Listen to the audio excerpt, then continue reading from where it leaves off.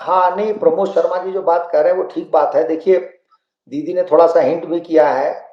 और मैं तो एक चीज हमेशा ध्यान में रखता हूँ कुरान को लेकर के, कि हमारे यहाँ दयानंद सरस्वती जी ने जो सत्यार्थ प्रकाश लिखा है, उसका 13वां और 14वां जो समोल्लास है वो इस्लाम पर और ईसाइयत पर है।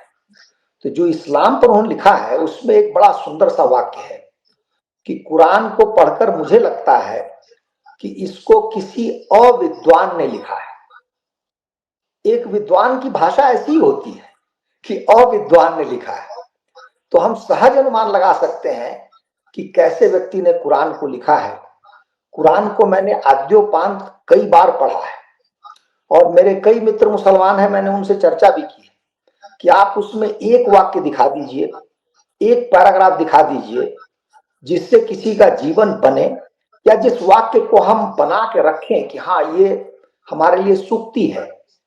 जैसे कर्मणेव अधिकारस्ते, इतना ही अगर कहते हैं तो समझ में आता है कि कर्म पर ही अधिकार है हमारा, तो ये ज्ञान मिलता है।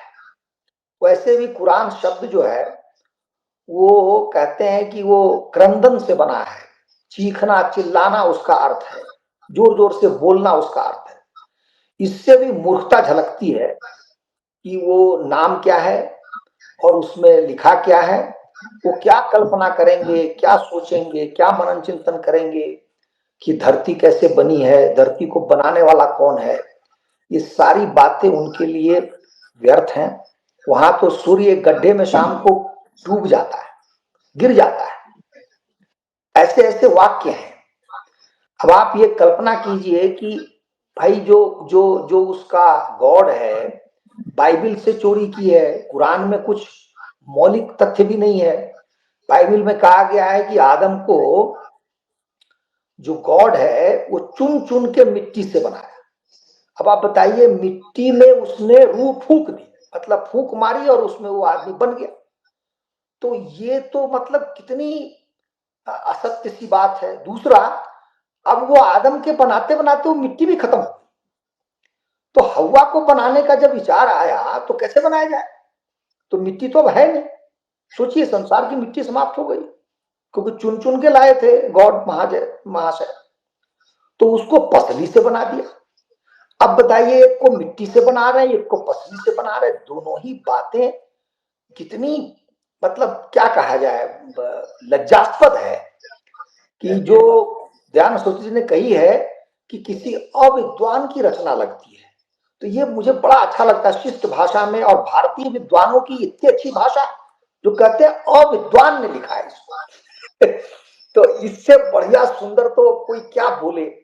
इसलिए प्रमोद शर्मा जी आप सही कह रहे हैं, और इसीलिए इनकी पोल पट्टी खुल गई है। और ईरान के संदर्भ मुझे एक और बात याद आ गई। इस संसार में जितने एक्स मुस्लिम बने हैं इस्लामी देशों में, उनमें सर्वाधिक अनुपात जो है वो ईरान में है। ईरान की मस्जिदें खाली हैं। ईरान में कहा जाता है कि 60-70% तक लोग उस शिया इस्लाम को जूते के नीचे रौंदते हैं। और दूसरे स्थान पर जो देश आता है उसका नाम है तुर्की। ये केवल वहां एक रजिस्टर है। उस रजिस्टर का नाम यह है कि रजिस्टर में यह है कि जो मुसलमान है वो मुसलमान ही रहेगा, उसको इस्लाम छोड़ने की अनुमति नहीं है। आप कुछ भी माने, आपका नाम इस्लाम नहीं रहे। तुर्की के संविधान में यह लिखा हुआ है कि 3 ही तरह के लोग संसार में हैं, एक मुसलमान है, एक यहूदी, एक ईसाई। तो मान लीजिए तुर्की में जो ईसाई नहीं है, यहूदी नहीं है, मुसलमान नहीं है, तो उसका नाम नहीं आएगा उसमें। उसको इन तीनों में से एक नाम रखना पड़ेगा। तो ये कागजी शेर है। ये इस्लाम जो है कागज पर है ईरान में और कागज पर है तुर्की में।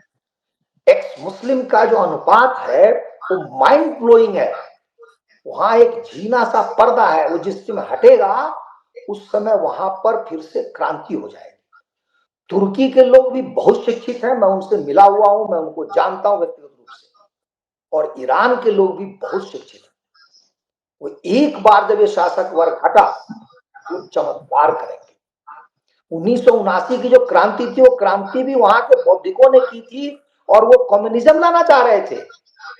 लेकिन दुर्भाग्य है कि जैसे दीदी ने बताया कि वो तो अभागा फ्रांस में बैठा था और इसमें सारे वेस्ट का भी मिला जुला ग्रुप है, उनका काम है, और उसने खोमैनी को थोपा। अन्यथा वो क्रांति इसलिए नहीं हुई थी कि खोमैनी सुप्रीम लीडर बने। तो मेरा मानना यह है कि ये ईरान का बहुत ही सुंदर भविष्य होगा यदि ये जो नरपिशाच बैठे हैं शासक के रूप में, इनकी तिरोहित हो जाते हैं, इनकी मृत्यु हो जाती है, या ये कहीं चले जाते हैं, रूस भाग जाते हैं, जापान भाग जाते हैं, कहीं चले जाएं, लेकिन इनकी जान छोड़ दें, सबके लिए बहुत अच्छा है।